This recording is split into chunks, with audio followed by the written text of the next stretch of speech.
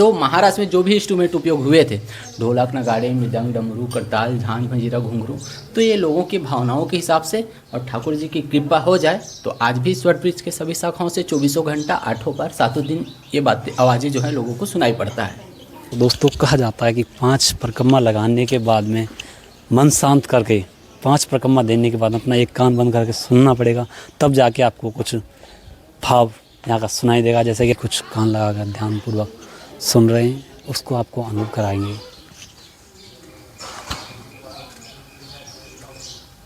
अभी हमारा कैमरा जो ये जो अभी वीडियो शूट कर रहा है उसको बांसुरी की आवाज़ सुनाई, जिसका जैसा भाव होता है उसको वैसी ही धुन सुनाई देती है। अभी हमारी दीदियाँ सुन रही हैं, जैसे कि आप दिखाना कैमरा भैया, दीदियाँ अंदर हैं वो सुन रही हैं, उनका जो भाव आएगा वो उनके द्वारा ही उनका भाव आपको हम बताएँगे। तो दीदी अभी जैसे कि आपने यहाँ पर कान लगा के सुना, आपको किस प्रकार का भाव आया? जब बंसी से प्रकट किया प्रभु ने तो इसमें गोपिका स्नान करे और पानी पिया, ये पंचकूप श्याम तलैया। जय जय श्री राधे राधे। मैं सुनील ब्रजवासी आप सभी का फिर से स्वागत करता हूँ आपकी अपनी यूट्यूब चैनल सुनील ब्रजवासी में। आज मैं आपको लेकर के आया हूँ वृंदावन से जमुना पल्ली पार 10 किलोमीटर दूर बंसीवट में। ऐसा कहा जाता है इस बंसीवट में एक ऐसा अद्भुत वृक्ष है जहाँ पर आज भी उस वृक्ष से मुरली की धुन सुनाई देती है। आइए भक्तों, आज हम आपको लेकर के चलते हैं उस वृक्ष की तरफ जिसमें से कान लगा कर सुनने पर मुरली की धुन की आवाज़ आती है।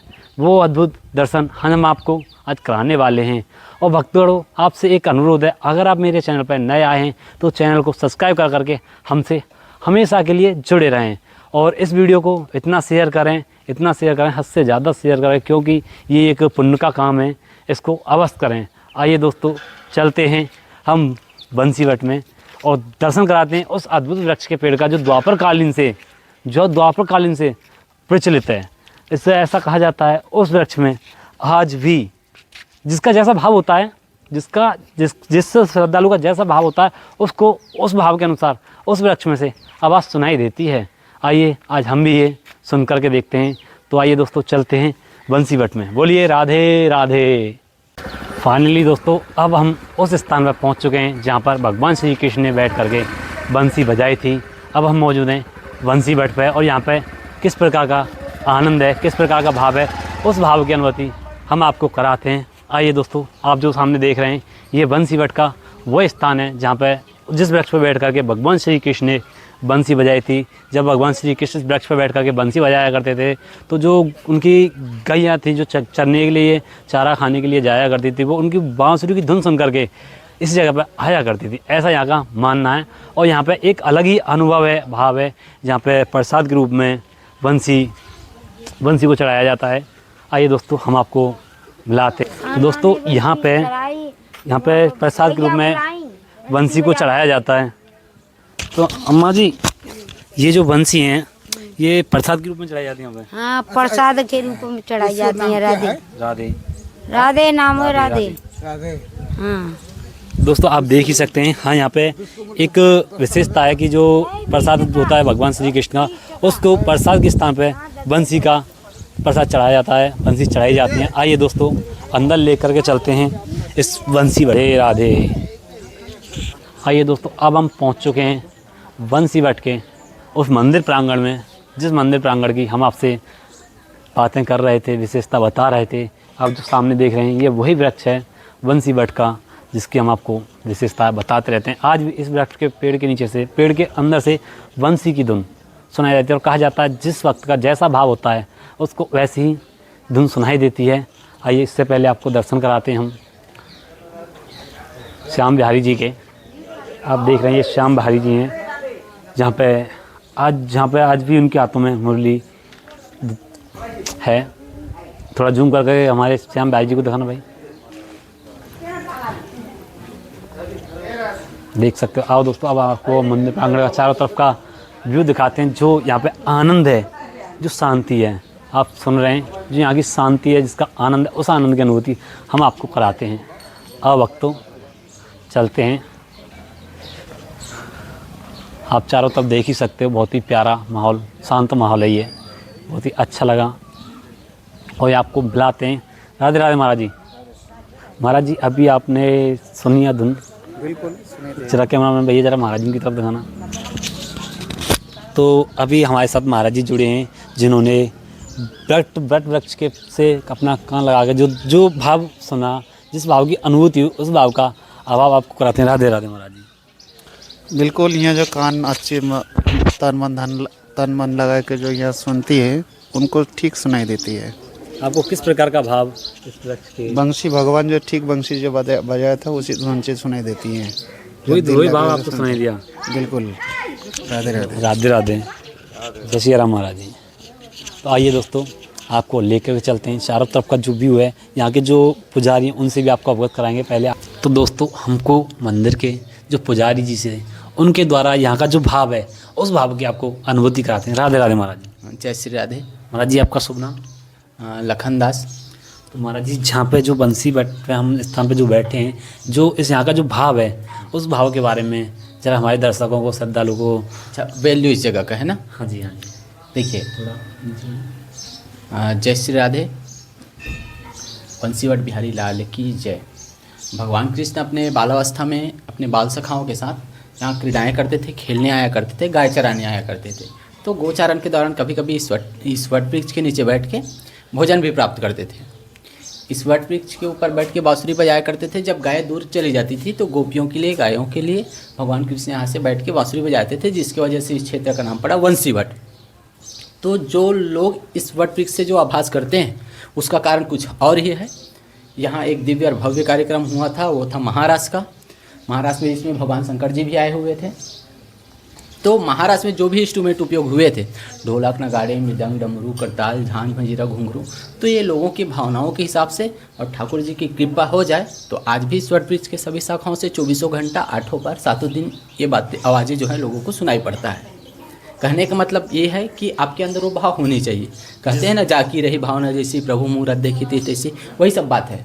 और दूसरी तरफ से हम ये बात करें तो एक अदृश्य ऊर्जा, एक पॉजिटिव एनर्जी यहाँ पे 24 घंटा मौजूद रहता है। ठीक, जो लोग फील कर पाते हैं उस चीज़ को, कुछ ना कुछ भाव यहाँ पे बिल्कुल होनी चाहिए आपके अंदर। और दूसरी चीज़ हम बोल रहे थे कि ये महाराष्ट्र स्थली है करके, तो भगवान शंकर जी जब आए तो महाराष्ट्र में सिंपल सी चीज़ है, जेंट्स का पहुंच पाना अलाउड नहीं था। तो गोपी जो थे वो सब रोक दिए थे उनको कि यहाँ पे बाबा जी का दाढ़ी मूंछ वाले का काम नहीं है। तो भगवान शंकर जी वापस गए। यमुना जी पास से ही निकलता था उस टाइम में, अभी तो काफ़ी दूर छोड़ दिया है। अभी गंगा जी भी काफ़ी दूर छोड़ दिए हैं। तो जैसे ही कलयुग का प्रभाव बढ़ते जा रहा है, ये सारी जो प्रकृति चीज़ है, प्राकृतिक का जो देन है वो थोड़ा सा प्रभावित हुआ, बदला हुआ है ना। तो थोड़ा दूर हुआ है अभी यमुना जी। तो भगवान शंकर जी पहले यमुना जी में स्नान किए, उसके बाद क्योंकि यहाँ पे गोपियों के अलावा किसी जेंट्स का पहुँच पाना अलाउड नहीं था। बिल्कुल बिल्कुल। तो भगवान शंकर जी ने माता पार्वती का आवाहन किया। तो माता पार्वती ने अपने स्वरूप के साथ भगवान शंकर जी को उनका श्रृंगार भी खुद से अपने हाथों से किए, जिस वजह से हाँ बिल्कुल। तो भगवान शंकर यहाँ पे गोपेश्वर महादेव के रूप में भी यहाँ पे विराजमान है, और भी विग्रह यहाँ पे काफ़ी सारे बनने वाले हैं, है ना। और हम तो महाराष्ट्र की वजह से ये मेन महाराष्ट्र स्थली है, ठीक है। और भगवान कृष्ण का जो अष्ट सखाओं में से एक था सूरदास जी। तो सूरदास जी के पदावली के हिसाब से कहते हैं, भोर भयो गैयन के पीछे मधुबन मोहे पठायो, चार पहर वंशी वट भटक्यो, सांझ परे घर आयो मैया मोरी, मैं नहीं माखन खायो। जब गोपियाँ शिकायत करती हैं तो भगवान बताते हैं कि 4 पहर मतलब 6 से 6 12 घंटे, तो पूरे दिन भर का टाइम अपने बालावस्था में भगवान श्री कृष्ण जी यहाँ पे रहते थे, ठीक है। और ये सारी बात है। बाकी भगवान की लीलाएँ तो उनका चरितार्थ करना एक साधारण मनुष्य के लिए असंभव सी है। बड़े बड़े सिद्ध तपस्वी, बड़े बड़े संत भी उनका पार नहीं पा पाए हैं, है ना।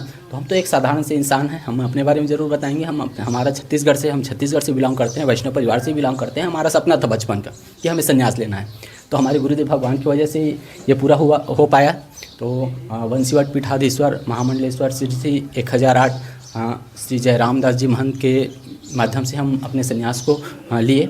उनकी वजह से ये सब पूरा हो पाया। हमारा पदयात्रा था छत्तीसगढ़ से। 18 जनवरी को हम घर से निकले थे, तो फरवरी में हमारा यहाँ पे जो संस्कार है संन्यास का वो हो पाया था, ठीक है।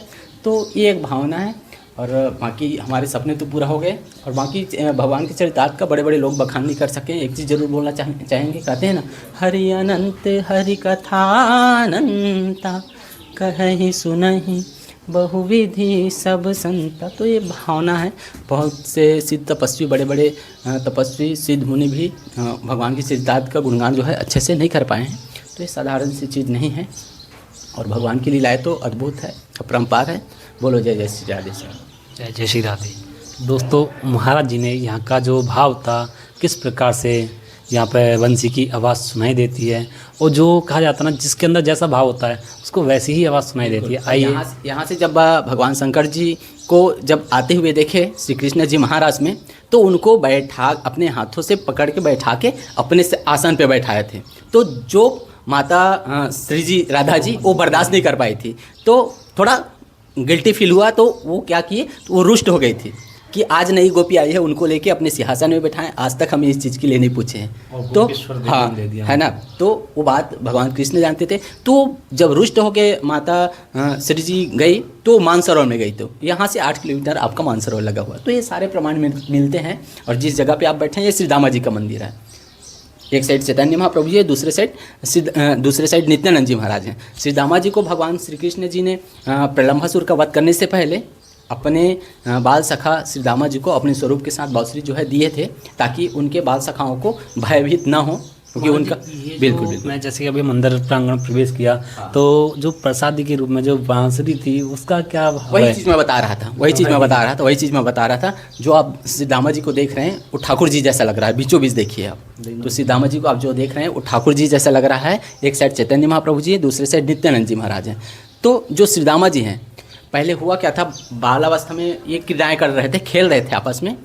तो जब खेलने के दौरान असुरों की प्रवृत्ति तो आप जानते ही हैं, प्रलंबासुर आए बाल सखा बन के, ग्वाले बन के उनके सखाओं के बीच में शामिल हो गए। तो उनका एक खेल में नियम था कि जो भी हारेगा वो घोड़ा बन के जीते हुए पार्टी को दूर तक लेके जाएगा घोड़ा बन के, ये चीज़ होता था। तो असुर जानबूझ के हार जाता है, प्रलंबासुर जानबूझ के हार जाता है और ठाकुर जी को और बलदाऊ जी को लेके लोभवन की तरफ जाता है ना। तो उनके सखाओं को उनका कमी महसूस ना हो, इसके लिए अपने बाल सखा श्री दामा जी को अपने स्वरूप के साथ जो है बांसुरी देते हैं, ताकि किसी को भय ना हो। इसीलिए यहाँ पे बांसुरी जो है चढ़ाया जाता है। श्री दामा जी का प्राचीन और वृंदावन के अंदर 84 कोष में सबसे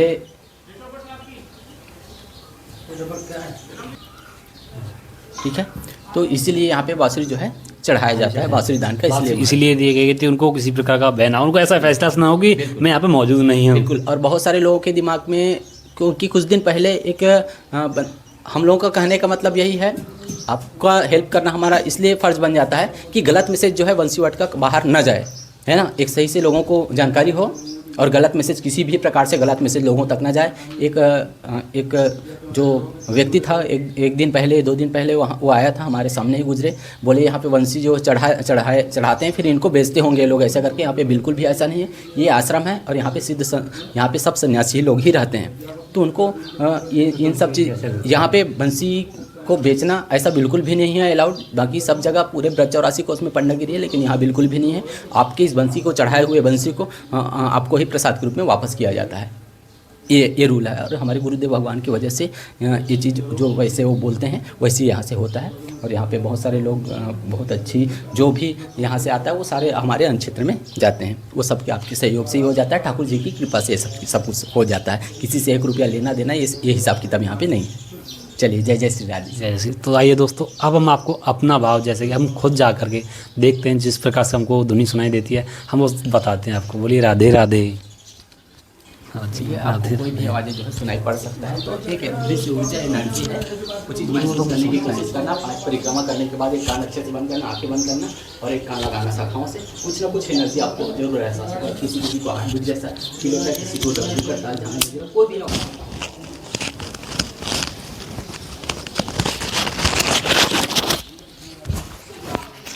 तो दोस्तों, कहा जाता है कि 5 परिक्रमा लगाने के बाद में मन शांत करके 5 परिक्रमा देने के बाद अपना एक कान बंद करके सुनना पड़ेगा, तब जाके आपको कुछ भाव यहाँ का सुनाई देगा। जैसे कि अभी हमारे भैया जी परिक्रमा लगा रहे हैं, इनकी परिक्रमा होने के बाद में इनका जो भाव आएगा वो हम आपको बताएंगे।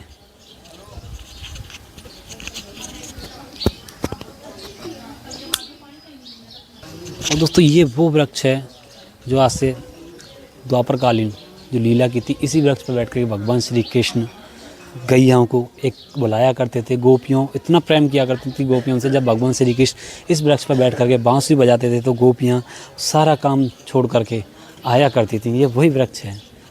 और दोस्तों अब हम यहाँ की जो भाव जो उनको आया है उस भाव का आपको अनुभव कराते हैं।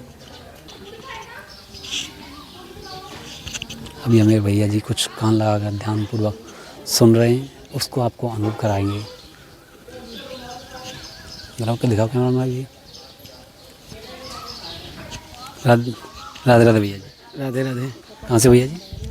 भैया जी हम बाराबंकी से हैं। बाराबंकी से जी। तो भैया जी जैसे कि अभी हम आपको देख ही रहे थे, आप कान लगा कर जो भाव है उसका आपका कोशिश जो सुन रहे थे, किस प्रकार का आपको भाव आया? भाव आ रहा कि जैसे कि पेड़ में जैसे इसकी धड़कन चल रही हो, बिहारी जी की कृपा से महसूस हो रहा था कि इसमें कुछ धड़कन धड़क हाँ धड़कन धड़क रहा है। दोस्तों भैया को अच्छा लगा। महाराज भैया को ऐसा भाव आया कि जिसमें आज भी ठाकुर जी की धड़कनें धड़क रही हों, ऐसा लगा इनको। तो अब हम परिक्रमा लगाते हैं और हम भी खुद इसका भाव अनुभव करते हैं। राधे राधे भैया जी। आइए दोस्तों परिक्रमा हम यहीं से स्टार्ट करते हैं। पहले बोलिए राधे राधे।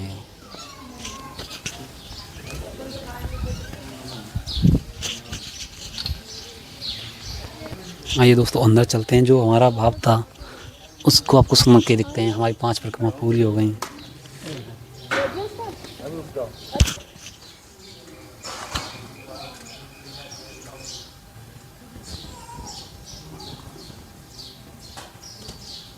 दोस्तों जैसे कि अभी आपने देखा, मैंने भी कान लगा कर सुना तो मुझे कुछ चहचहाने की सी आवाज़ सुनाई दी।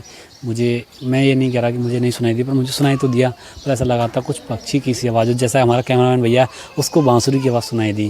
जैसे कि अभी हमारा कैमरामैन भैया जो अभी वीडियो शूट कर रहा है उसको बांसुरी की आवाज़ सुनाई, जिसका जैसा भाव होता है उसको वैसी ही धुन सुनाई देती है। अभी हमारी दीदियाँ सुन रही हैं, जैसे कि आप दिखाना कैमरा भैया, दीदियाँ अंदर हैं वो सुन रही हैं। उनका जो भाव आएगा वो उनके द्वारा ही उनका भाव आपको हम बताएँगे। तो दोस्तों बने रहें हमारे साथ वीडियो में। अगर आपको ये वीडियो हमारी अच्छी लगी, अगर आप ये वीडियो में यहाँ तक बने रहें तो हमारी वीडियो को शेयर ज़रूर करें, ताकि ये जो आनंद है इस आनंद की अनुभूति हमारे हर व्यक्ति को पहुँचाएँ। आइए दोस्तों दीदी हमारी निकलने वाली, उनका ये जो भाव आएगा उस भाव की आपको अनुभूति कराएँगे।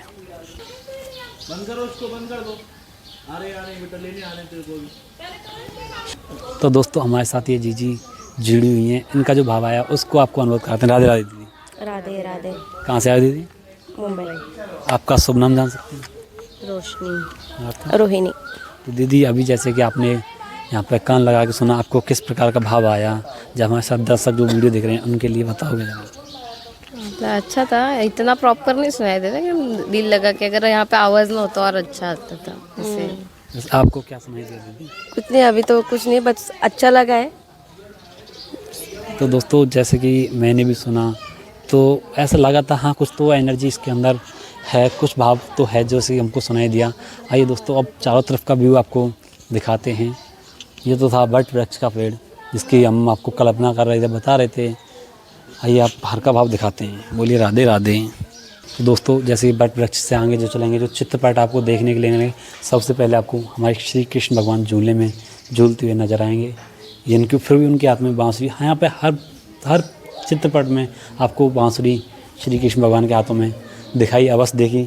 आइए आप थोड़ा सा और आगे चलोगे आप तो ये दूसरा चित्रपट में जिसमें श्री कृष्ण भगवान दिखाओ जरा, जिसमें श्री कृष्ण भगवान बांसुरी के साथ में हैं अपनी गोपियों के साथ में। और इससे आगे आओगे आप तो एक और चित्रपट आपको दिखाई देगा जो कि खुद में एक अलौकिक और दिव्य प्रतिमा हमको देखने में लगा। आइए दोस्तों ये मंदिर का चारों तरफ का व्यू था, जो आपको कैसा लगा एक कमेंट बॉक्स में कमेंट कर करके हमें अवश्य बताएं। आइए आगे चलते हैं। बोलिए राधे राधे। तो दोस्तों अब हम मौजूद हैं श्याम तलैया पर, और इस श्याम तलैया का भी बहुत बड़ा महत्व है। खुद में एक अपने अंदर बहुत बड़ा रहस्य समेटी हुई है ये श्याम तलैया। और श्याम तलैया जो महत्व महाराज जी द्वारा आपको हम बताते हैं जब हम बट वृक्ष के दर्शन करने के बाद हम पहुँचे हैं श्याम तलैया। राधे राधे महाराज जी। श्री राधे राधे। पीछे महाराज जी, पीछे ये बताएंगे, पीछे पूछिए। ये जो श्याम तलैया है, श्याम तलैया के बारे में जो महत्व हमारे दर्शकों को बताओगे जरा। श्री राधे राधे। ये श्याम तलैया है, पूरा बंसी बट है ये। इस बंसी बट में प्रभु ने बंसी बजाई, इसलिए एक गोपिका यहाँ इकट्ठी हो जाए, महाराज किया। तो महाराज में 6 महीने की रात हो गई, दिन नहीं निकला, प्रभु तो गोपिका व्याकुल होने लगे। प्रभु यहाँ पानी नहीं है, जंगल है, रात्रि का समय, और जमुना जी में रात्रि का समय कैसे जाएं, असुर भी रहते हैं, भय भी लगेगा प्रभु। तो आप पानी की व्यवस्था करो। तो ये बंसी से प्रकट किया प्रभु ने, तो इसमें गोपिका स्नान करे और पानी पिया। ये पंचकूप श्याम तलैया। पंचकूप श्याम तलैया, श्याम क्या भैया तलैया। श्याम तलैया तब देखना, जब महारास हुआ था तब कुछ 6 महीने की रात होने के बाद में जब गोपियाँ वहाँ जा नहीं पाई, जब भगवान श्री कृष्ण ने अपनी बंसियों के द्वारा इस कुंड को, इस तलैया को खोदा, जब गोपियों ने इसमें स्नान किया और पानी पिया, ऐसा यहाँ का माना जाता है ना। हाँ, राधे राधे प्रभु, यही है। तो दोस्तों आज की ये वीडियो में यहीं पर समाप्त करता हूँ, और आज के जो आनंद हैं आपको कैसे लगे एक बार कमेंट बॉक्स में कमेंट करके हमारा हौसला अवश्य बढ़ाएं, क्योंकि हम आपके हौसले से ही चलते हैं। जब आपकी कमेंट और लाइक आती हैं तो हमको बहुत अच्छा लगता है, तब हम दूसरी जगह जाते हैं। तो बोलिए राधे राधे।